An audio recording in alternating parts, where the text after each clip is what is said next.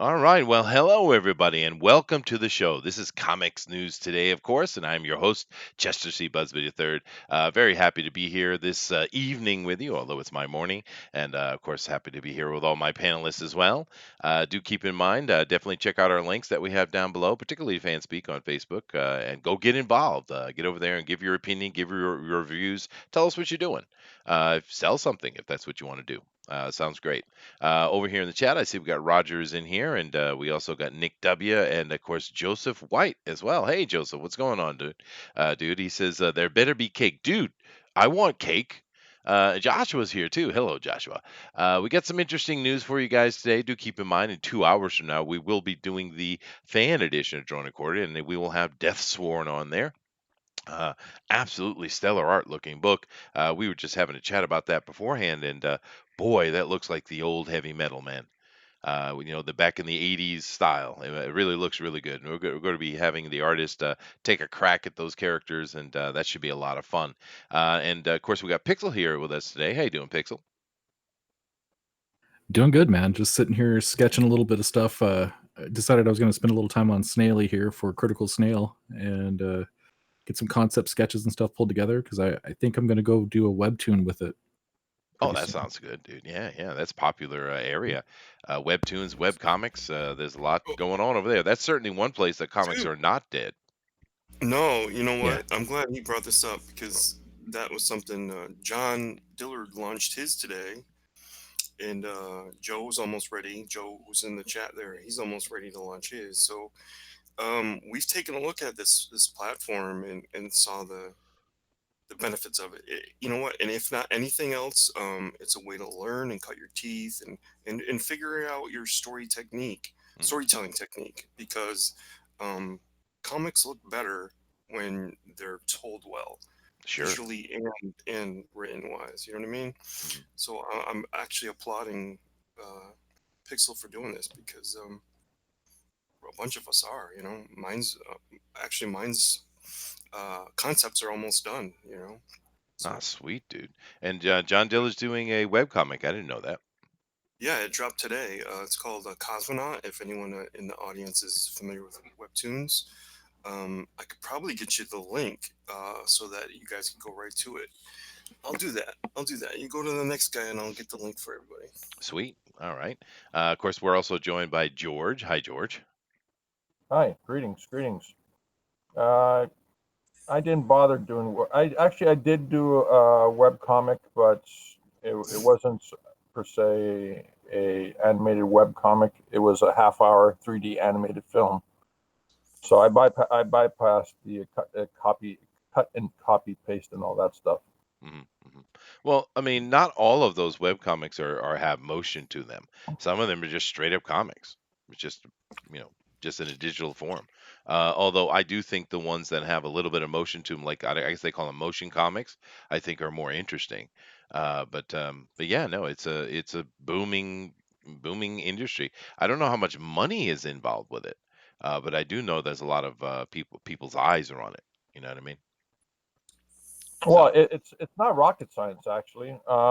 Half of my book is actually designed as a in the web comic format, and the other half is actual comic book format. Mm. So it's you can actually do web comic within the realm of a comic book. You just have to execute your story well. That's all. Mm. You know what I was thinking about? I saw this motion comic. Oh, good, a long time ago, dude, a decade or more, maybe 15 years ago. But it was a web comic, motion comic, and it was Spider Girl. And well, at least she was one of the characters. I don't think it was her motion comic, but she was in it. And it kind of just came back to me today because I saw an image of Spider Girl on the Fanspeak page. And here's the question: do you guys like Spider-Girl in the Spider-Man outfit, meaning head to toe, costume, or do you prefer the one where her hair is flowing in the back? Um, Oh, the more yellow red one. Are you talking like that one? No, no, even the red and blue, but just where her hair is flowing, whereas the other one she has the Spidey, cap on, so you can't. She looks like a bald lady in a Spider-Man suit. Will you tell me which one of them, like, I who prefer the is hair Spider one. Woman? You tell me who is Spider Woman, and then I'll be able to answer that because I'm really not sure. Because you got Spider-Gwen, you got Spider Oh no, Girl, no, No, this no, is no, no, no, Spider Girl. not Spider no. Gwen. He's talking about Spider Girl, Peter Parker's daughter Yeah, Mary from the Mayday, Parker. future. Mary Mayday. Parker. Oh, Yeah, okay. yeah. Yeah, Yeah, yeah. Mayday Parker.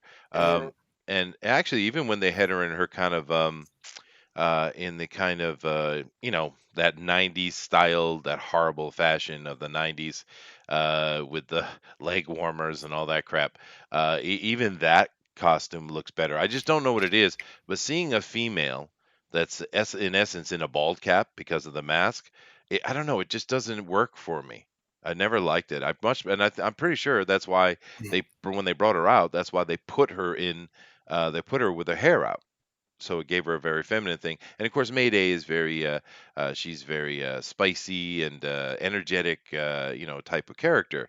But I just noticed it today because they had an image where she's in the full Spidey costume, and it's like, yeah, I don't like that.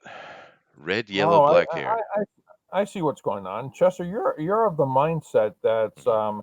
if you have two characters, a male and a female, and they both have the same powers, Mhm. the male would have all this armor and guns, and the female will have the same guns but a skimpy bikini. No, That's George. what they're talking about, right? No, no, not even a little bit. No, no, George. Oh, Yeah, there's the same costume. It's just I think I prefer the hair coming out because it makes it more feminine. yes, So but what then I'm really people would saying, not. George, is bald women are not sexy. That's what I'm saying, George. But she's not bald. She's just putting her stuff. Yeah. So what you're saying is, a girl who was driving a motorcycle and she's got a helmet on is Mhm. not sexy. Pretty much, yeah, pretty And if much. she takes off the helmet and she's got this really awesome afro, Sometimes depends on the girl. I've seen a you couple. know, I, Actually, that actually brings up back a thought. I can't even remember what the movie is, but there is a movie where there's a mulatto girl taking off a helmet and she got that puffy afro, and that's a great scene. What movie is that, guys? It just came right Austin to my. Powers, Yeah, Austin Is Powers. Austin Powers. Yeah, there it yeah. is. Boom. George is on it, dude. But yeah, that was a pretty Yeah, girl. Beyonce. I was going right to that, I was steering you in that direction. Yeah. What is this? Eric says, "Oh, ick, no, I like Spider-Woman. Yeah, I just don't like the full mask on her. I much prefer the old one, and especially because the Spider-Girl. I mean, it's not Spider-Woman. Spider-Woman, of course, has no relation to Spider-Man at all. But I mean, she's a woman, whereas Spider-Girl is a girl. She's this teenagery type of attitude, this sparky, energetic, effervescent character. Of course, I don't know what they're doing with her today. I'm sure she's this absolute horrible tool of something. But I'm sure they've ruined her. But back in the day, she was this that you could she was written so well that you read energetic and effervescent. See, that's So writing, you know. right. So talking about that costume. So what are your thoughts of Spider Gwen with the hoodie? Does that work for you? Now the hoodie gives a shroud of hair, and actually the Spider-Gwen character design, I think it's stellar. I think it's an absolutely killer character design, great, actually. Yeah, great design, yeah, horrible abomination. yeah. No, it's unfortunate what they did with the character, but I think it's a great looking character. It's sexy. It's a Yes. good character. It was the only reason. Remember, that was a alternate cover that was so popular they decided to make a character around it, Hmm. and that's where that all came from. It was just that alternate cover. So, but it's still. I mean, any character named Gwen Stacy in my mind is an abomination, Mhm. and No, it's just it's just a joke. I mean but the visual is a very good visual. it is great, The and combination of colors, and I have everything to about it say, is very. on that though, Todd, I agree with you because of what they did with it. And actually, Mhm. worse than that is the Lady Deadpool is worse. But Oh um, yes, Gwenpool. yeah, Gwenpool. There's a Gwenpool too, dude. Gwenpool, yeah, yeah, That's so ridiculous. it's Yeah, it's so stupid. crazy. But the thing with Gwenpool though, not Gwenpool, Spider Gwen, they could have done something cool with it. as far as an Elseworld, because it makes sense. She was standing next to Peter when he was bitten, and her getting bitten instead of him. It makes sense. It's not a bad idea at all, actually. And if they had gone about it in an actual Elseworld way, instead of making her this SJW, social justice warrior knight, it could have been really cool, actually. Hmm. It's yeah. But I just sparked the chat like crazy, dude. Jessica Drew's original is better than pregnant costume. Yeah, no, of course that's true. Goodness gracious, you guys have opinions on this. Spider, whoa, man. Okay. Hair is a feminine trait. It is. That's from Mighty Geek Studios. I probably shouldn't say his name. I'll get in trouble. Joseph says, tell that to the hair on my chest. Okay, Joseph. Zach says, but she would get caught on the web all the time. Fair point. Fair time. What about Sigourney Weaver in Aliens 3? Well, now, Sigourney Weaver is one of those women that have a very strong look no matter what you put her in. I mean, she's just an attractive human. And of course, one thing she has advantage that Spider Girl doesn't have in the costume is you can see her facial expressions. Whereas when she's in the mask, you lose a lot of the aspect of that. I know it's Spider-Man, so therefore there is the standard mask movement of Spider-Man, but even though. Sinead O'Connor, absolute psychotic, out of her damn mind human. Yeah. Roger Heller says, hey, Roger, I don't acknowledge that continuity to me. Peter Parker teaming up with his family to fight crime does not follow with me. Yeah, I kind of liked it. What did Mayday was came out as kind of an Elseworld as well. I think in that one, Peter had lost his leg and was kind of retired, and his daughter was taking over, right? Something like that. Austin Powers, and it is Beyonce. Right. Thank you, Eric. That's a great scene, though. I don't think I've seen the Supergirl suit with hair, so I don't know. Joshua says, yeah, no, that's the one I'm used to. But then again, I have no clue what they're doing with Supergirl. I have not even deigned to touch that thing because it would pollute my soul, I'm sure. Is that Pixel Trader drawing? It is Pixel Trader drawing. He's doing his critical snail. He's working on it. You want to talk about a little bit about that, Pixel? Sure. Yeah, so Critical Snail, from people that don't know, is a character that I started to develop a few years ago. He's a pet that was forced into this kind of a combat type, like dogfighting, cockfighting, that kind of thing, where these snails are modified with weapons and upgrades and stuff so they can race. And it's like a kind of like a mashup between a destruction derby and death race. And he winds up getting damaged and is abandoned by his owner. A young girl finds him, brings him back and stuff. And so the whole story is basically about the snail, how he becomes friends with somebody, loses her due to some bad guys, and then gets some upgrades, and over time winds up going looking for her. And there's a bunch of other stuff that happens. There's a hamster. I think Chester really wants to see the hamster more. I do. But the hamster mech pilot, yeah. And so there's all kinds of good stuff that's going to happen inside the book. So right now what I'm trying to do is just refine my style for what I'm actually going to do with the comic, because I can't do that whole paint release style through the entire book. It's going to take too long to do. Right. So I need to find a happy medium between a kind of a cartoon look that I can emote with a lot better, or get faster at painting. That's kind of what I have to do. So Yeah. I'm playing around with different concepts and ideas. I'm leaning more towards kind of a Earthworm Jim. Sure, kind of no, aesthetic. obviously. Yeah, it's that kind of cute type of thing. I think the snail's cute, dude. I have no problem with the snail. I like the snail. But those sketches, those pencils that you did on the hamster in the mech suit and stuff, those are killer, dude. Killer, killer, killer. And the world needs to see it, Pixel. I'll pull it up in a little bit and see if I can find it. I've got him around here somewhere. Those things are wonderful. You did such a good job with them. But let me continue on, though. Let me see. Nick W says, "What about bald Perseus Kambata from Star Trek: The Motion Picture?" All right, fine. You're right, Nick. That's a bombshell right there with no hair. She was super hottie. Mighty Geek Studio says, "Hoodies always give a hint of hair." They do. That's right. They do. Let's see. They're talking to each other.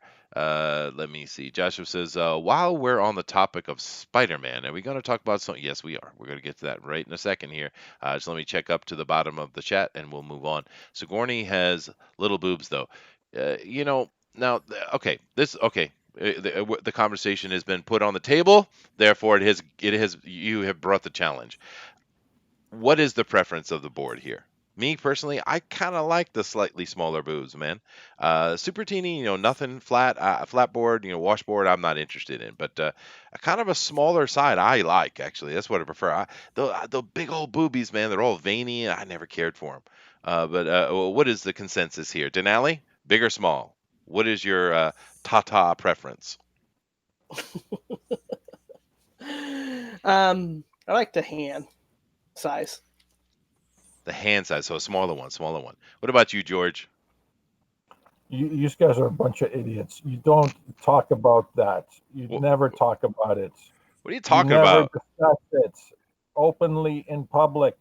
It's Why? something guys talk about in private, so it never gets to the girlfriend, wife, best friend. It doesn't come back to haunt you. You guys are such amateurs. I am abstaining from this question. All right, so George is in for the big Tata. He's a big Tata guy, I can tell. What about you, Todd? More than a champagne glass is enough. Wow. So we got a lot of us on the smaller side here. Pixel, you are the defining vote. There is a point where they get too large. I haven't seen it yet. Oh, goodness gracious. Eric says 2 handfuls. I got big hands. All right, fine. I guess. Hey, the wolf, you just joined a great conversation. Do you prefer the small tatas or the big tatas? What is your preference, sir? The best ones are the And ones this is within where reach. The best ones are the ones within reach. Good answer. Good answer. So Nick W says, then Chester must really like SJO W Marvel women. I just find it sexier, dude. I don't know what it is. Gotta be big enough to motorboat. Well, okay, that's fair point. I get it. But George is upset with us. We have revealed some kind of male secret, which I don't know what talking about. Men talk about tits all the time. Pixel is my man. Yes. All right. I guess that's enough on that. Let's move on. Well, I have one caveat though. Uh-huh. That is, they have to be natural if they're going to be massive, because the big fakey ones, those things just start to look ridiculous. But big old natural ones, as long as the girl is good size and not like crazy, well, you know what I'm talking about. Sure. Yeah, I mean, they got to be proportionate, but yeah, give them to me. Interesting. Yeah, no, I'm very particular on mine, I guess. And it looks like Todd is showing us some art here as well. This is nice. So who are these people, dude? Oh, this is the concepts from my webtoon, but I don't really want to give it away just yet. Okay, well, they're good looking though. That's nice. Give it away now. Oh my God! Actually, I'm getting the Voltron vibe. For purpose, just showing it in public. Yeah. These are here's a look at the hamster I was talking about with Pixel. It's really cute, dude. It's a cool concept. You got this rabid hamster in charge of a mech suit. It's perfect. It's beautiful. Yeah, it's awesome, dude. Where was oh yeah, Red Hot Chili Peppers. Actually, I just my classes are back this week, and of course I'm talking to all the kids, because we're trying to get them to speak English, right? So one of the things I always ask is, how was your weekend, to give them an opportunity to, and have them write it down, right, so they can prepare their best English and then recite it out. And of course this week we're asking, how was your Obon, right? And the kids all, of course, their families went somewhere. They went to all over places, family trips.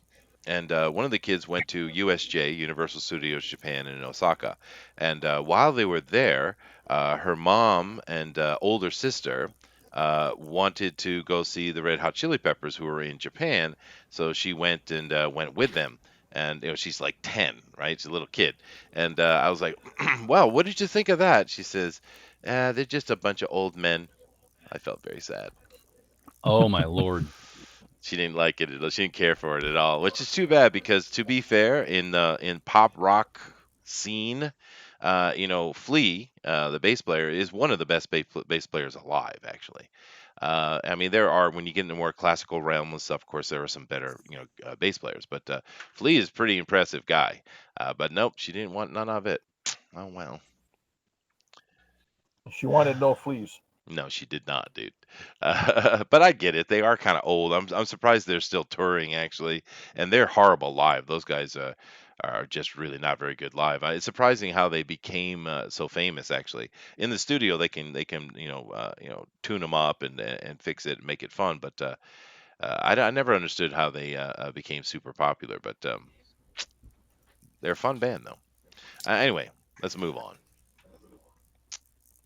So Right. Yes. First news. first news. I'll come over here and share, of course. Alrighty, and let's jump on over here. Oh, goodness gracious, Dinale. We're starting off with G. Willow Wilson. Wonderful. Yeah. No, it's actually good news. She's exiting Wonder Woman to do her own bucket list dream project. And I wonder what it is. And we'll Goddess have, Mode 2? well, that's Zoe Quinn, but That was a joke. who knows? Yeah. But you joke, but then it happens. See how Yeah, that right, happens? right. So yay! So and then we'll have Steven Orlando back on the project, and he's a good writer. Yeah, here we go. So- Just to remind you, this is the Miss Willow Wilson who has decided to make herself a ultra super Muslim. And is she also the modern phenomenon that is the lesbian Muslim? Is she that as well? Just curious. I don't know. Yeah, I don't it keep doesn't track really of matter that. actually, but it is the funniest thing, right? We're seeing this in the West. A lot of these girls are lesbian Muslims, and it's like what a contradiction in terms, right? You're devoting yourself to a religion, I guess, but it's one that you cannot even go into its holy lands. Speaking of that, did you guys know that they recently anthropologists have proven that Mecca is not Mecca? Interesting. Whoa. Yeah, I did huh? see that recently. What Yeah. is it? Yeah. What is it? It's What is it? well, no, the actual Mecca, or Becca as it was called, is actually Petra. Yeah, Yeah, and they because I proved it thought very clearly. Mecha were those giant robots that were in anime. Oh man, that's what they are. They are. Yeah. That's what I was going to ask. It's like where's the articulation? Mm-hmm. Articulate this. Now, So this actually worries me though, because I mean, it doesn't worry me. That's a completely different concept. Like, what is the super duper awesome bucket list dream project? For her. Then I can't imagine, and I guess we'll see. Either inflated numbers, inflated sales, and everything else because the way that they've already, what can you possibly do? I can't.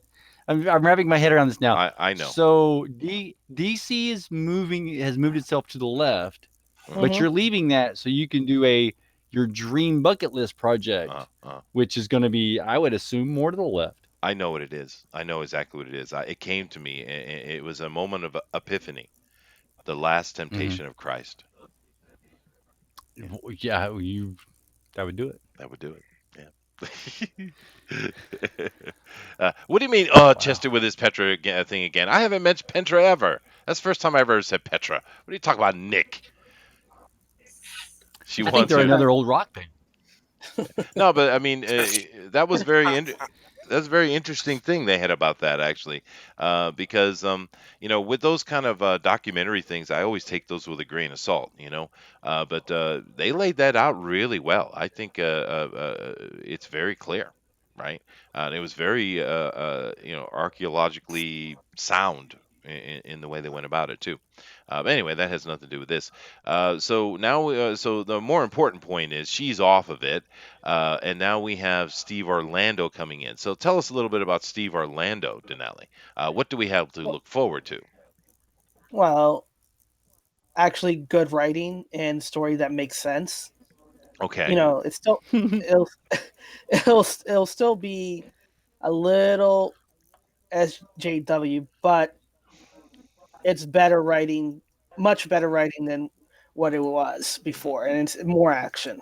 Yeah. So Well, to be fair though, Wonder Woman in truth is not this modern version of feminism. She's not, but she is a feminist flag bearer. So I don't really mind Wonder Woman being, that. I don't have a problem with that. It makes sense for the character, right? But right, of course they go a little extreme, and it's really about the poor writing. But yeah, I have no trouble with Wonder Woman being a feminist icon. right. That's what she was designed for by the creator back in the 40s. So, but I do take issue with bad writing, and that's been painful to read the issues that she's been writing, as well. I see. Oh, you've actually been reading them, huh? Yes, I have actually been reading Mhm. Wonder Woman. Oh my. Wow. Give you credit. Nick They've W had some says good artists in there. they have had some. That's true. Sorry. Yeah. But Nick W says that's not true, and you know it, Chester. Every TFT Petra this and Petra that. It's not true. Now, if you're somehow correlating Odessa to Petra, that's your problem, not mine. No, eh, I thought it was the Uh-oh. Hyksos shepherd. Yes, it was. It was Yeah. Shepherd Kings. Yeah. That's the connection. Eric says Nick is the Chester biographer. I think he would know if you mentioned Petra before. All right, fine. Go ahead. Pile on, you bastards. All right. All At right. his age, he forgets a lot. That's funny. Yeah. Moving on. See, I can't talk about anything historical without getting shamed over here. Well, we could always hear a little bit about more of the culture of Japan and the history of China. We could. And Yeah. strip clubs. Strip clubs. Oh yeah, I got some good. Yeah. Moving on. Next. This is All right. what's going on with this, Dinale? All right. So this is from blog Princess and Pirates, that deals with Star Wars, Pirates and Princess, excuse me. And they had an interview with a former Imagineer who was working on the Star Wars theme park, and the Disney Imagineer is J. Daniel Jenkins, and he was reporting that originally they were going to go forward with the original trilogy, but after Bob Iger saw how successful Force Awakens was, he decided to move away from the original trilogy and focus solely on the sequel trilogy. Yeah.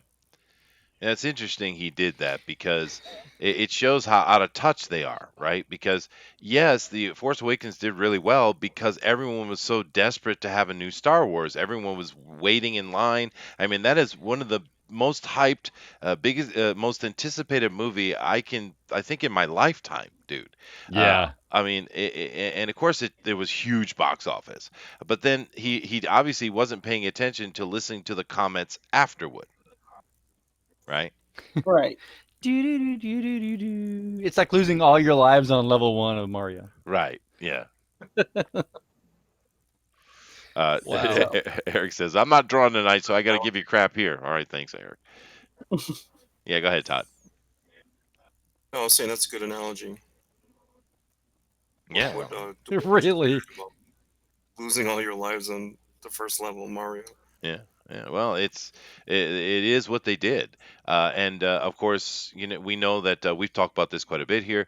Galaxy Edge is a epic fail. I mean, it's actually shocking to me that it failed that much, because Star Wars, just in itself and Disney in general are kind of like an automatic get, right?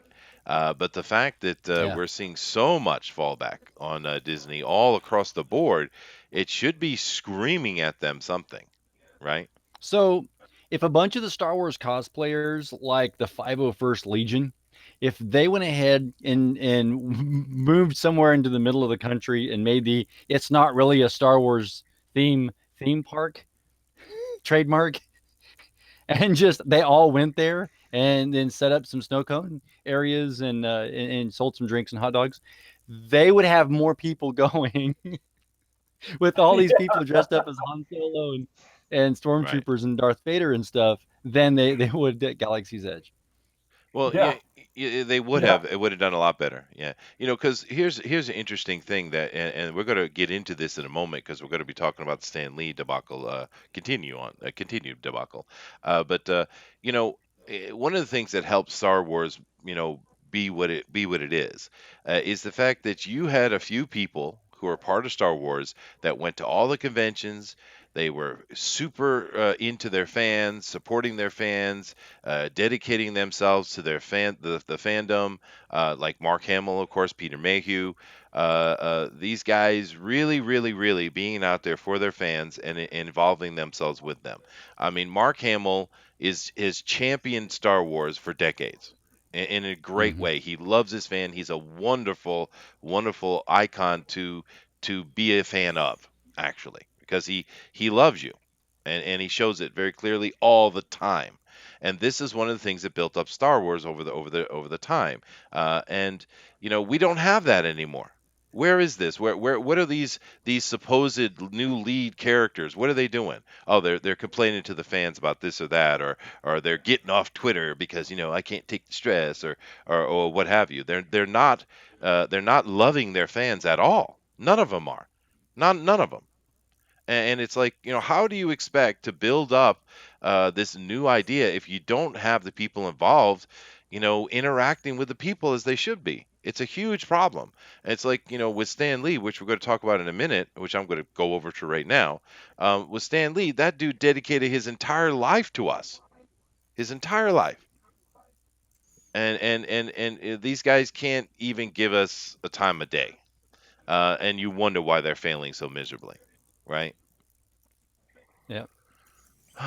They don't, but that's because they don't like you, No. Chester. Yeah, I know. They don't like me. They actually have problem and issue with us personally just because we believe in a different political vein, that we vote a certain way, and that is absolutely wrong. There's they throw around words like racist Mhm. and the like, and yet at the same time, there's not like a politicist. And I guess if you don't like someone over politics, that's okay, because it's actually something they believe in, and they do, and they operate in a certain fashion, and that's a choice. I But guess you can do that, and it's fine. But it's really weird because they absolutely draw a line at near hatred Mhm. over someone who just believes something different, and that belief is, I dare I say, semantics. I mean, it's just Sure. the basic cause of living your life free, versus I don't know exactly what they want on the other side, because they tout the ideas of freedom and taking care of people, but then it's a twisted mix mash of control patterns and hatred, and Yeah. it's hard to understand.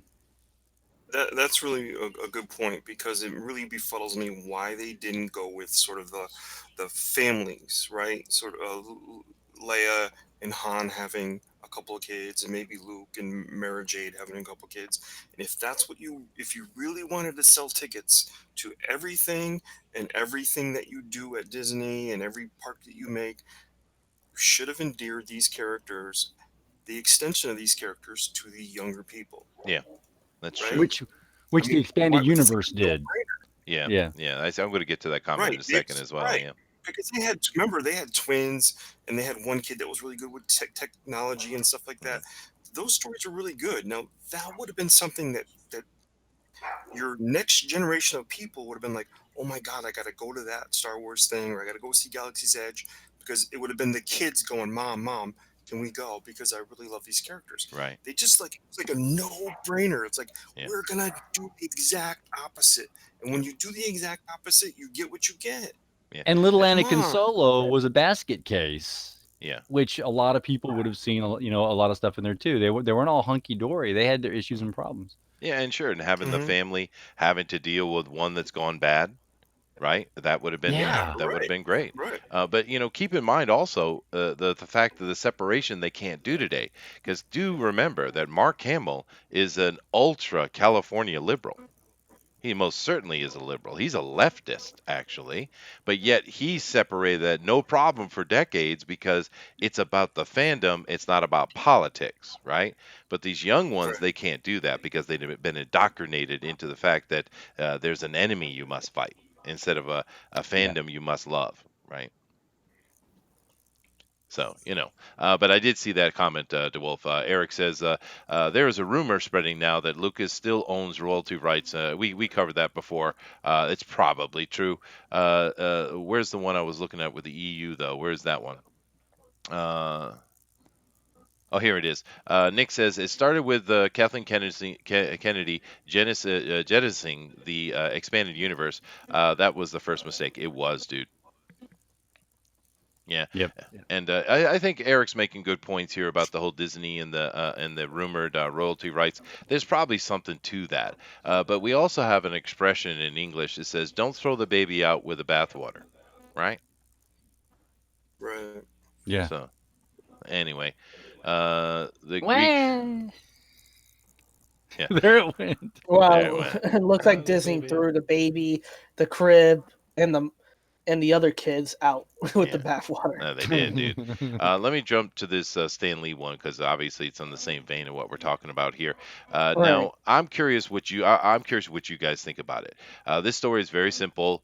We know and we covered here what happened at the last, days and months and so of last year, really, of Stan Lee's life.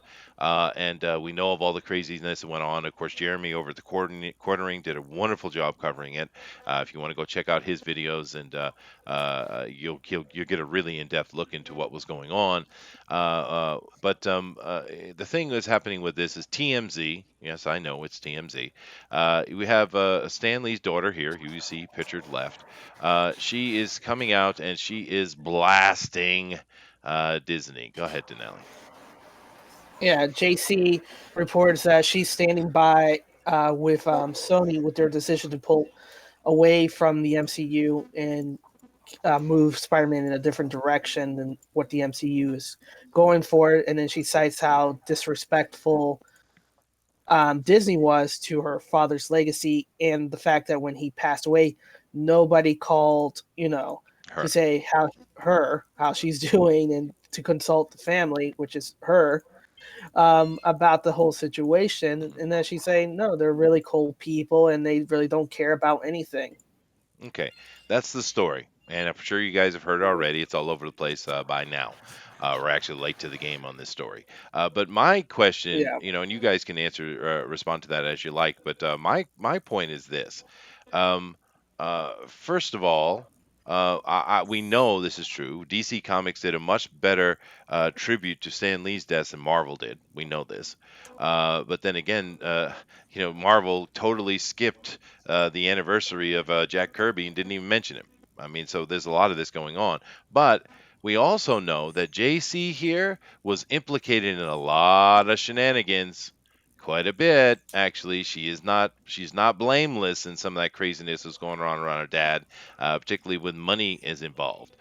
So I don't know. I don't know. Is this her giving an honest opinion, or has she been paid to say this? Because we know that this girl is kind of questionable. What's So, questionable is how she's holding her hand up, trying to give. That's just That's Spider-Man, yeah. that's not a Spider-Man thing. Oh, That's a devil horn. That's heavy metal, baby. But of course, Stan's got to move it yeah. forward. Is awesome. But what do you guys think about that? Do you think this? I mean, I agree with her. But do you think this is completely honest here, or is this a little bit of getting paid behind the scenes? Because she's very questionable, in my opinion, of what happened within the last year of her father's life. Hmm. Yeah. well, Go ahead, Todd. No, I, don't, I really don't know what to think anymore because this is a huge mess. You know what I mean? Yes. Yes. I don't really get why Sony and Disney can't just get along for the sake of the movies. But I don't blame them for maybe what they asked for is more than what Disney could give, but it certainly shouldn't be. You know what I mean? I don't really get all well, this. Well, what about the Sony response that came out yesterday or the day before, where Oh, what they was that? said that they were kind of debunking the idea and saying that the only reason Kevin Feige wouldn't be involved moving forward was because he's being moved on to other projects, although they would be happy to have him. So it's to me, it sounds like this isn't even officially necessarily true that and DC or I mean Disney are completely separated from themselves. And now we're seeing this today news, and it seems like, well, they're definitely separated. So I don't even know what to think. Well, okay. Is it a Wow. bridge? Here's a couple of things. One is Sony it lacks judgment. That's one. No, It's that's been true. proven time and time Yeah. again. True. Secondly, Sony has been known to use bots many times over than any other corporation on the planet. And if you've seen the bots that are on Twitter and all over social media that are hammering at Sony, I think it's a double fake out. I think those are Sony bots geared up to make fun of Sony specifically, so they can actually paint themselves as the victim in all this. Mhm. George I, has turned this into TFT. He has. He Yeah. has. Well, I mean, because there is a Well, lot of conspiracy here's theory the thing. around it, dude. There is. Here's the thing. Here's the critical cold hard cash scenario. Sony having Spider-Man in their hands is going to be a short-term windfall for them, but a long-term failure. This history has already proven their lack of judgment. But Sony with Marvel is a long-term win for both companies. So it's Sony that's doing the messing around. It's not Marvel. And Marvel has a huge stake. Here's another thing. When the next Spider-Man movie comes out and it doesn't resolve the storyline that happened at the end of Far and Away, whatever it's called. Far From from Home. home. Yeah. Far, if it doesn't resolve that storyline, the audience is going to call bullshit on it. Now, if the movie is going to be coming out from Sony and it doesn't resolve that storyline, it's going to be a failure. Absolutely. And there's no way around it. Sony is the loser in all this. As Not usual. not Disney. Disney can just ignore it. They just don't make a Spider-Man movie and continue on with all the other properties, and then wait their time, 1, 2 years, 5 years, 10 years, until Sony comes back to them on their hands and knees saying, "Okay, we fucked up again." Oh, thanks, George. Ding, ding. Ding, ding. So but that I get you, and I agree. I agree. But what about the other question of the credibility of his daughter here, though? Um, I have no idea about her. I think you see this oftentimes in many people that are connected to other famous people. They think they're owed something, they deserve something. I think that happened through Elvis and his estate. Yeah. We got Michael Jackson and his estate. Now you have Stanley and his estate. Usually, the estate believes that they own more than they should. They should receive more lauds than they should. And then I'm not sure if that's even a word, laud to be lauded is. But anyway, so I believe that's the same thing going around Accolade here. would be You the know, word you wanted.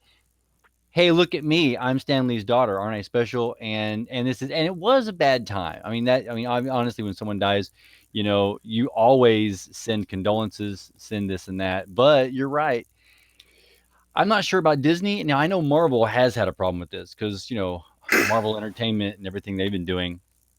I am confused on their thought process anyway. Mhm. And then you look at it from the Disney perspective, and they were incorporating Stan into every movie. Seems like they would have a good relationship. I think if you would not have a good relationship, like you would send condolences, to me, I would possibly have the idea that maybe she already had a relationship with Disney at that time through her father or with her father, Yeah. and it wasn't very menial. And so they just kind of said, you know what, we're going to give our tributes to Stan, but we're not going to really go out of our way for other people that we've not had a good relationship with anyway.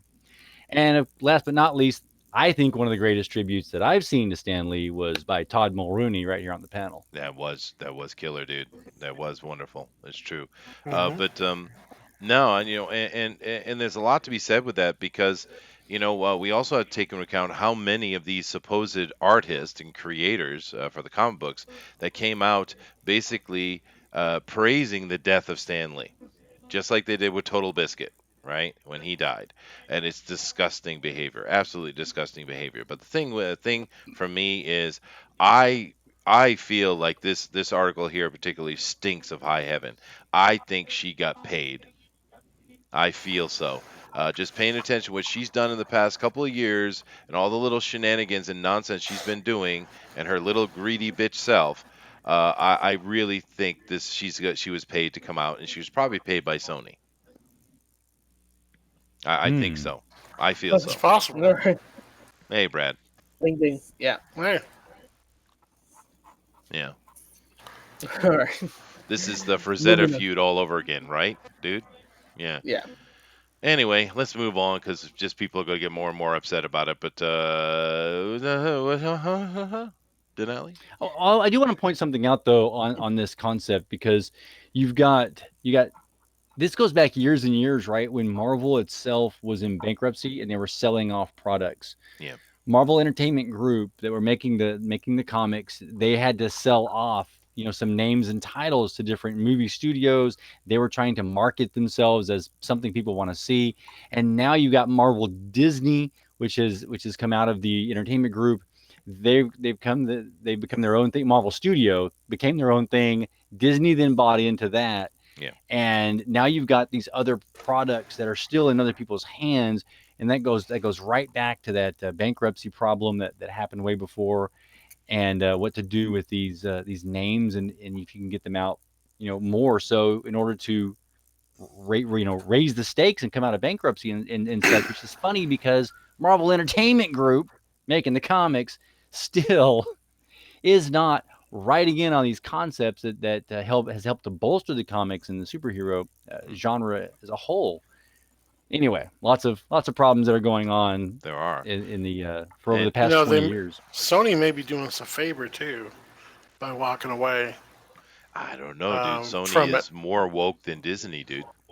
I don't know, man. Disney, the way they're going with their new lineup so far. I mean, I wouldn't be surprised if we have a bisexual Spider-Man in the Marvel verse right now. So Maybe. But then again, what they are kind of hinting at and what comes out to be on the screen might well be very different. To be fair, up until this point, they've handled the whole SJW thing with kid gloves. Even Captain Marvel wasn't really that much in your face, dude. It wasn't. no, she wasn't. Yeah. But So I mean, I we think have it's to wait about and to see. change, though. It might. And it sounds like Kevin Feige is being moved out. And why Yeah. do I say that? Well, there's several things I say that, but there's an article actually that I don't think I have here. So I can't flip to it. Can I? Yeah, here I do have it. Yeah. Yeah. So basically, from the Hollywood Reporter, part of this standoff is why Sony thinks it doesn't need Kevin playbook anymore is because they learned everything they could from Kevin, and they are learning that they can do different genres in the Spider-Verse, and because Spider-Man has a diverse set of characters, they can go anywhere that they need into the Spider-Verse, and they are citing how commercially successful Venom was, how critically acclaimed Enter the Spider-Verse was, the animated movie, and they see, okay, we're ranking up these wins. Why do we need Feige in the MCU? We hold the cards here. We don't really need them. Disney asking for 50-50 when they already have the merchandise rights. So why are we want to give them more? No, it's better if we just continue doing our own universe and just expand on that. Well, there are two names here they need to be kept I in think- mind: Tom Rothman Yeah. and Amy Pascal. Who I Yep. thought was fired, but I guess not. But She just thought got she promoted upward. she got promoted upward, dude. She's awful. She is awful. You know what they may be doing? They may be doing fan service here. What if they went back to Tobey Maguire? They won't, dude. They're not going to do They that at saw the all. They're going to buzz. keep Tom Holland. They will continue. He still has one movie in his contract, and the next one's going to be a full-on Sony extravaganza, and it's going to be more Mhm. SJW than already. I'm telling you, Kevin Feige has kept this in line and roped up the whole time, and I think he's being pushed out. We've seen not just here with Sony. I've been seeing little things here and there, little mentions here and there. I think he's being pushed out, dude, and he's the guy that has roped this in. You give Sony complete control of Spider-Man again, it's going to be the most SJW thing you've ever seen in your life, dude. As if the last one wasn't already. SJW is one thing, and then there's storyline and story content. And what we've seen from Sony in the past with Spider-Man is it's a complete lack of story content. And when you have these three movies are supposed to be made together, that's the way Marvel's been doing it. Each character gets three movies where they build up and then they have a complete sort of little saga going on. You're going to see this last portion just absolutely have no concept with the whole rest of what should be the continuity of the MCU, and it's not going to be. And it's just going to turn out to be some sort of a storyline trash. It might well be. And Joshua here makes a good point, and I think this article is going to argue against your point. But Sony said on Twitter that they are going to stay on the path that Kevin set for them. Oh And well. but then again, this article makes me think they're not, right?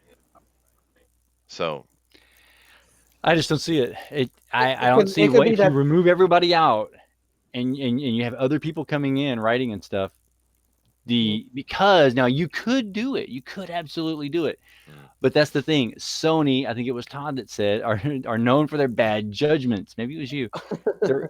oh no, here's you know what you were saying, Chester. I'm sorry, Todd. Was remember that Peter Parker is Miles Morales, just white face, right? it is. It is Miles So, Morales and so Whiteface, yeah. so what if the whole reveal at the end of the second movie, um, showing his Spoiler identity? alert. If you haven't watched it, I haven't watched it. then too bad, Okay, Brad. I You did know. I spoil. know. Go ahead. Yeah. Then what if that's just a lead up to have Peter Parker die in the third film to get Miles Morales in? Yeah, but it might well be.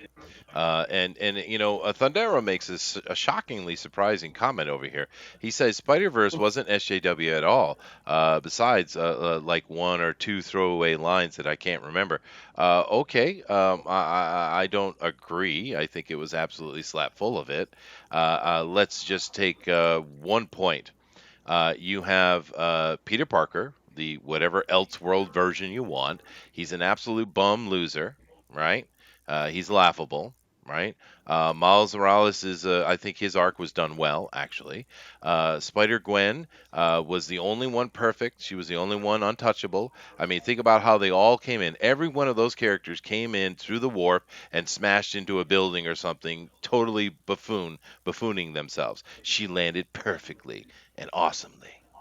The movie was full of I don't SJW stuff. know I don't because know the what you're person that talking stole about. the show was the person that stole the whole movie away was really Spider Noir. You're right. Yep. No, Nick Cage, absolutely. But I'm just saying there was that crap in there. Although I have to say the Miles Morales character arc was really well done. It was good. It was a good arc. But they did have that Yeah, in there, dude. Even the bum Spider-Man actually he redeemed throughout it. I think that They was a did good have a character redemption arc. choice. But do keep in mind they killed him not once but twice. They killed Peter Yeah, Parker twice in that movie, dude. Just keep that in true. mind, Yeah, right? But anyway, but it was a good flick though.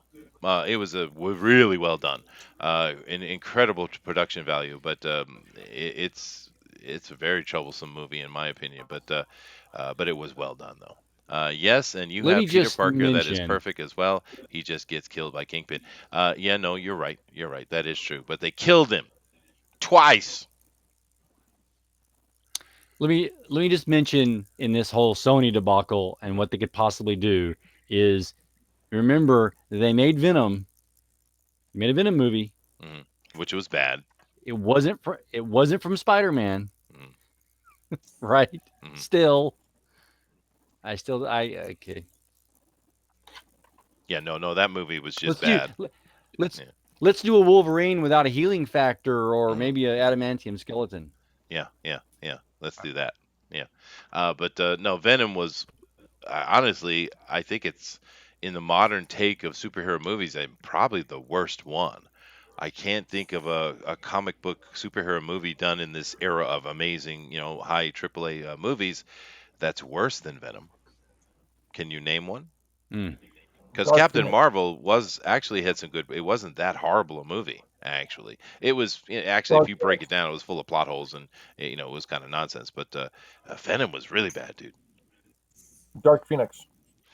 Ooh, see, I haven't seen that one yet, George, and I don't plan on it. Although my wife will make me watch it, I'm sure. I'll raise you New Mutant. Yeah, we're not going to see that one though. I don't think that's going to come to light. Exactly, that's the point. Yeah. Exactly, that's the point. Yeah. All right. Well, I'll give you that one, George, because that sounds really bad too. But anyway, Corman Fantastic Four. no, sorry, that's sorry. even better. That's better. I'm stepping in here. Corman Fantastic Four was an awesome film. Yeah, it was. Incredible film. Yeah. It was okay. The thing that really got me about that movie, I know we're going on a tangent real quick, was the lack of background music. And when I watched it, I couldn't figure out what was bothering me about it, but there's usually a soundtrack or something playing along with each scene. There was no music at all. I think it's because the movie was never really finished, but that's the part that stuck with me the most. There's no emotion. Yeah. No, that's true, because it's an unfinished movie is really what it is. But yeah, I like the Corman is awesome. Now Thunder is making a very good point here. Endgame. No, Endgame was a really bad movie. Yeah, it was a good movie. It was a good movie. It was a horrible movie. It was a good movie. The difference is Venom was not as important as Endgame. So therefore, I capitulate, Mr. Thundero. You are correct. Endgame is far worse. Yep.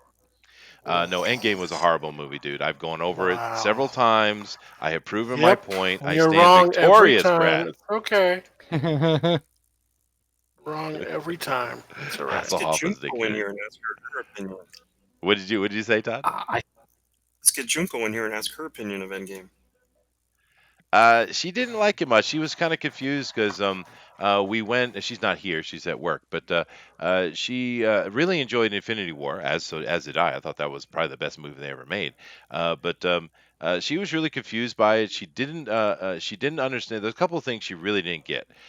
She didn't get, because she doesn't know the characters like I do, right? But she didn't get why Thor was fat and totally betraying his people, and she didn't understand why the bad guy was put in charge of Asgard. These things she didn't get at all, because she could see very clearly that Valkyrie's a villain, and she didn't understand why she was in charge of anything, and she didn't get Fat Thor. And I think that's probably because it's Chris Hemsworth, which is a sex symbol, and she's a woman, Right. Right. But My wife said the same thing. yeah, so she didn't care much for it at all. But she loved Infinity War, because Infinity War is a really good movie. What is that, 2.5 hour, 2 hour and 40 minutes, and the pacing's perfect. That movie killed, dude. And then we get Endgame, the debacle. It's goodness gracious. Brad, I'd like to hear what your opinion, but hippie Hulk, no one likes. Yeah. Or Captain America betraying everything he is, or Fat Thor and the complete betrayal of him, or Captain Marvel even being in the movie, etc., etc. All women charging at the screen, telling us the future. I'll give you the Captain Marvel point, because that's just stupid. I didn't think she should have been in there at all, But Professor Hulk, I don't know about it. Too well, but it wasn't horrible. It wasn't done horrible. They made him lame by the end of the movie. They lamed him. The Hulk. The way it was, mostly because it was wrapping up all of these storylines. It's wrapping up all of the characters to pass the torch on to the next group. But it wasn't wrapping up. These guys are getting older. Brad. They're retiring. Dude. It was tearing down. Wrapping it up. No, it was ending This was the last film I in was a going to watch disrespectful in the way. It was theater. ending in a disrespectful No, way. I Yes, don't it think was. so. Absolutely. I don't I'm believe right. so at all. You're not right. Okay, I am right. can someone? Okay, listen. Let's have a poll here. The person who yells the loudest is the correctest. There you go. I'm not even yelling yet. No. And They and poured Brad, do keep in mind, I believe that, but I'm joking with you, dude. You can have I your know, opinion dude. all you want. Yeah. Yeah. they poured the proverbial paint thinner from Roger Rabbit over the characters. Oh my God, yeah, dude. That's exactly what they did. But I get what Brad is saying. They did bring it to an end. I think the problem I have, Brad, is they brought it to an end that was disrespectful. Instead of just giving Yeah. them a wonderful send off, they had to tear them down so they could lift up these characters, these secondary characters, which they are going forward with, which are not as popular. That's my I problem with get the it. movie. Yeah. But, considering what they were had to do, because they still had to move. Everybody's thinking about this like, oh, it's just going to, end. But they got to bring up new characters. They got to keep the things going. No actors can play everything all the time. Considering what they had to do, I think it was a pretty good film. It wasn't a horrible film. I could have done less without the Captain Marvel. She shouldn't have been in it at all, Yeah, in true. my opinion, because, she clearly could have just won the fight from the beginning, but, whatever. She shouldn't have been in there at all. But everything else I thought was fairly decent. I mean, you have a guy who wanted to revenge his people. This is Thor. He's lost in depression. He drinks himself into a stupor every day, playing video games with his friends. And, of course he's going to be fat and out of shape and doesn't feel good about himself and things like that. But he redeems himself in the end. He has the will to fight, to come back, Yeah, he gets slapped down and then has to have a woman come in and handle it for him. Yeah. They did a great job with that. Wonderful job, Oh Brad. my God. Yeah. Wow. All right, man. I know I'm not going to change your mind right now. That's No, fine. you're not going to. I'll whittle you down little by little. Wait It's a minute, okay. Chester. Isn't the guy supposed to be the tip of the spear, taking the hits, and then and that's what he did. Yeah, he took it in every single solid possible way. You're right. In every way that they could tear him down and cuck him out, they did. You're right. They did that. Yeah. I don't see him cucking him out. You don't see They him didn't being cuck him out. cucked out completely by No. being this loser, 1,000-year-old, more than 1,000-year-old god sitting there, who, as if he hasn't had other bad things happen in his life, sitting there playing video Well, games. when you and lost drunk all your fat. people and you couldn't bring him back, what kind of depression will that do, even if you're a god? Yeah, well, And even in the Marvel universe, he's not really a god, as they say, because he only lives a long time, and science looks like magic to us. They've explained that before. Whoa. He practically dies in the first one, Yeah. sacrificing himself For his and- people. and When he made himself worthy loses- again. When he loses, and all of his people get wiped out by a handful, think about the psychological impact. I think they did a good job explaining what happened to him. And Eric, thank you very much. You're helping me out wonderfully. You're a good friend, Eric. Eric says, Chester, did you not get a chubby when Mjolnir came back and Cap caught it? Yeah, I did. And then right Yeah. after that, Thor said, yeah, I'll take this one. You keep the little one. You keep So what? the little one. The little one. Yeah, Someone that's needs Mjolnir. to be absolutely bitch slapped over there at frickin' Marvel Studios, dude. What they Oh did my to God. Thor is way, way beyond the veil, dude. Way beyond it. Disagree. Not right. Blame Ragnarok for Thor would be being like- goofy. It would be like there being a bastard sword that was created, a two-hander, Mhm. and it had some other awesome name, and you could draw it from a stone, Mhm. and then Excalibur is just the little one. The little one. Yeah, the little one. It's Excalibur. It's Yeah. Mjolnir. It's you don't just disrespect it like that. Brad, sorry, and George, I can give the fact that there are some good points in that movie. It's not like it's a horrible B movie. It's AAA Marvel movie for sure. There's some good things in it.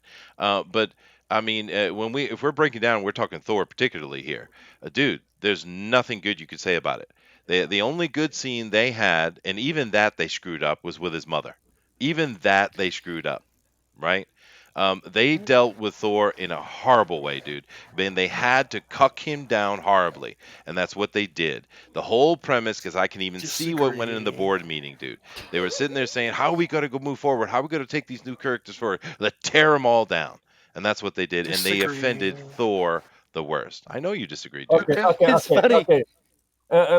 Let me add to this. Thor went to the darkest place in his experience in his life, and that is his own self worth. He went to hell and fought demons. He he has done tremendous things throughout his 1,500-year life, but the place that he was most vulnerable is his own self, and he went to Mhm. the darkest place, and he came out of it a champion. Yeah. How is that cocking that character? Dude, they cucked him out horribly. And you talk about him going to hell and fighting Surtur. He did it with mirth, which is what Thor does. And Joseph here makes a very, very good point. When good men lose everything, they spend time and reflect. When boys lose everything, they pout. Yes. Yep. Mm. Yeah. That is true. And something like this, I'm trying to find like an indication of it, or an inkling to help you realize that how it may be the fact that what they did wasn't the proper thing to do. Mhm. And the only thing that comes to my mind is the fact that it was done so badly that Chester and I agree on it. Yes. It's a good And point. when you get Chester and I agreeing in unison on every point, something has to be wrong with it. Yes, dude. Thundera Okay. makes a good point too. Just be whoever you want, Thor. His mother literally told him to abandon his duty, and he did. You say he was No, reborn or justified by the end of the movie. No, he wasn't. He went and threw his people away, dude, and he turned them over to a villainess. he left his people. Yeah. That is not So that I, is I not have redemption, dude. I think that his reaction would have been justified prior to Ragnarok, because at Yeah. that point he still had his dad, he still had his brother, and everything was still kosher, right? And so he was still learning to be a man, I guess, to some degree. And as soon as he took up the mantle of having to care for his people and take over everything that had been destroyed and stuff, and become their savior, basically, that kind of reaction wouldn't be something I think you would see from him, because he would have had to have grown enough to protect his people, and that whole story arc changed to where he was the leader of all of them, and now for him to just suddenly turn into a kid again seems really Well, strange. But and you're right, Normally, because I would agree with you on that, but he never got that chance because as soon as he got the power and he thought he was in the right place to lead, boom! Instantly, his people get wiped out. yeah, that's true. Because the in game happens exactly right after Ragnarok Yeah, because you're they're right. in That's space true. leaving, so Yeah, he yeah, never yeah. got a chance to lead his people. yeah, he did. There was No, he enough chance. didn't. There Oh, was getting enough the ship, chance that's a in there. lead. You're Getting the watching ship, the a lead. movie in No, a few I minutes. think Brad. It, Yeah, I it's a think few Brad. minutes What that you're he's seeing trying. on screen, but what happened in that moment was he became a father figure, and we know how they like to treat father figures in It's true. Hollywood. That's true. And Pixel's point is a fair one too, because what they should have done with Thor, and I would have even forgiven the whole fat Thor blubbering, pouting crap, if in the end he finally grew up and understood what his father was saying and took over the mantle of being the leader of Asgard. That would have been a fair ending. But they couldn't even give us that, dude. They couldn't even give us that. And Chester.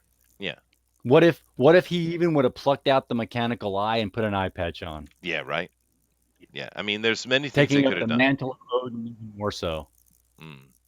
But anyway, we've Yeah. definitely beat this thing to death, and we're obviously not going to agree, Brad. But Nope. I get your opinion, and there's others that have that opinion too, and it's all right. We Okay, can, okay. We're gonna call it. It's even on Brad's side. yeah, okay, There we go. George. All right, George. Yeah.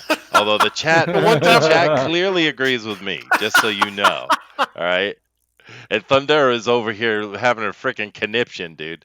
But let's move on to our last. Well, we got two more stories. I don't know I if you have can't do them. time. Let me do this real quick, and because I do have to go set up for the fan edition. Go ahead, Dinale. All right, from Netflix, they have cast Julia for their upcoming Cowboy Bebop live series. And she's a redhead. Yeah, She's supposed to be What? blonde. She's supposed to be blonde. Ugh, I down don't with the care. blondes. I don't care. She's a hottie. I'm okay with this. I'm definitely okay. Well, we don't know what color they're going to make her hair for the show anyway, but I'm That's okay true. with this. Yeah. As long as as long as the drapes match her current hair. That's all true. that matters. But she's not the most major character in the story. Of course, we don't know what they're going to do in the movie, but I mean, she's part of the story, but she's not one of the main characters. I mean, this is our crew right here.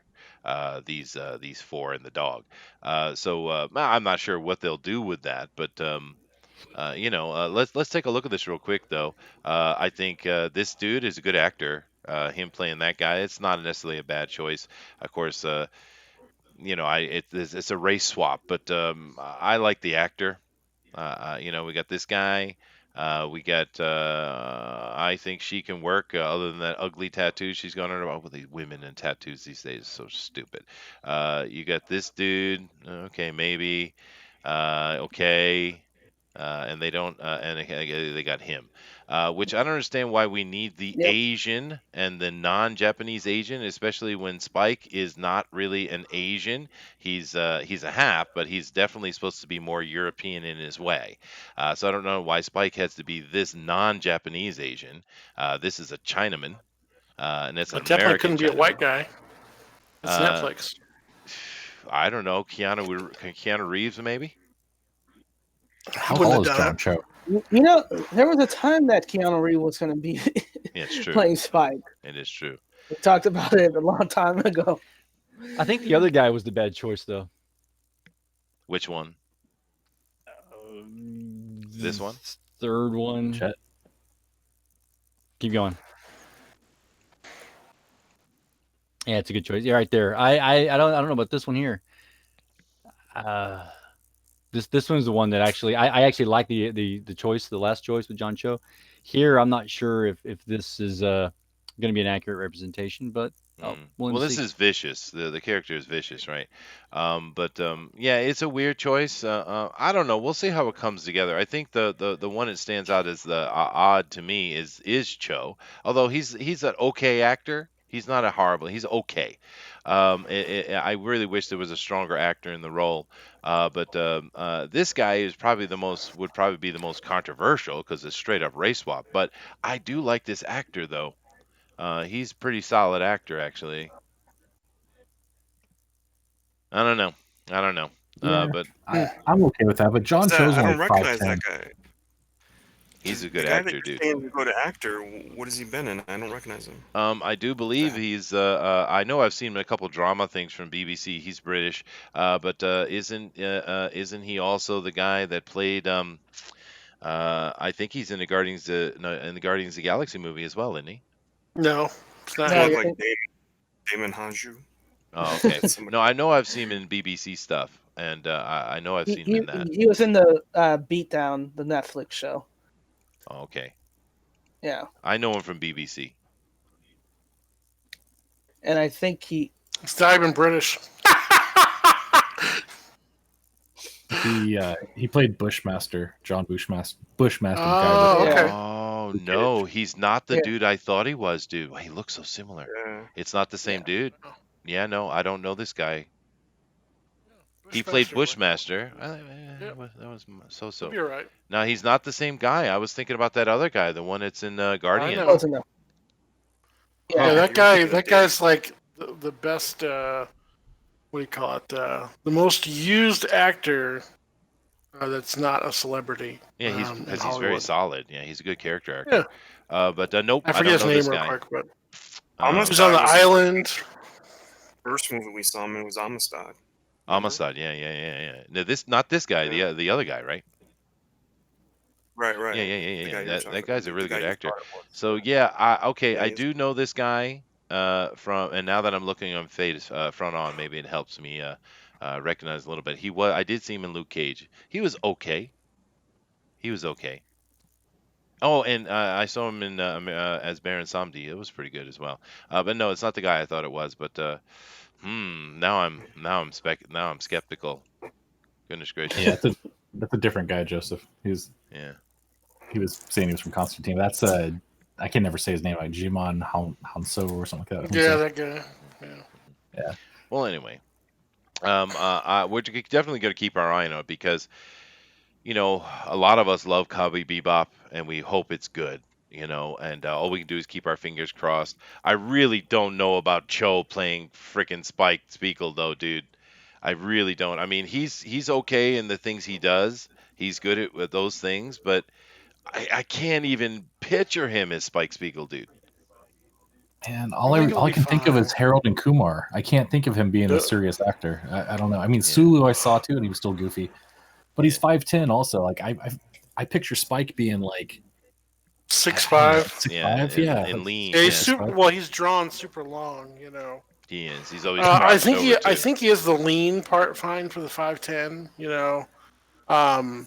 I think it'll be okay, dude. I think it'll be okay. He's also 47 too. Yeah, which isn't Spike a bit younger? But Asian guys always look young. That's true. Yeah. But I mean, that's why I mentioned Keanu Reeves. He'd be perfect for the part because he's a half, right? Keanu is a mixed blood, and that's what Spike is. He's mixed, right? So 10 or 15 years ago, maybe. I don't think now. I just don't think he has the look for it anymore. I don't think he can pull it off. outside the box. All right, no, that's good. We'll see. Yeah. I don't have anything against John Cho. I like him. And the stuff I've seen, I think he's fine. I just can't imagine him playing the part. Anyway, I'm really killing my time here because I have to go set up a whole nother show. So let me come over here and end this. Interesting. We certainly had some spirited conversation, which is always great. I just keep in mind I'm right. And then everything was good. And you're wrong. But other than that, thank you guys all for coming here. We certainly appreciate you as usual coming up and being part of what we do every day. It's we really appreciate it. But other than that, I need to go set up the next show. Do come back in about 45 minutes or less. Less than 45 minutes, where we're doing the fan edition. Dinale, take us out of here quickly. All right, thank you everybody for joining us for TF. I was going to say TFT because we were talking a lot of it, but CNT. Join us in less than 45 minutes for the Drawn and Quarter Fan Edition, which we'll be doing. Oh, Brad, vote often. Yep. Yeah. So vote for your favorite artist depiction of Death Sworn. Death Sworn, yeah. Yep. Yeah. But as always, your perception shapes your reality, so always make it a good one. Namaste. Namaste. Vote Brad. I'm laying the hammer down tonight. Gazoon tight. Gazoon tight. All right, guys. Later. Thank you. Aloha. Black girls are real.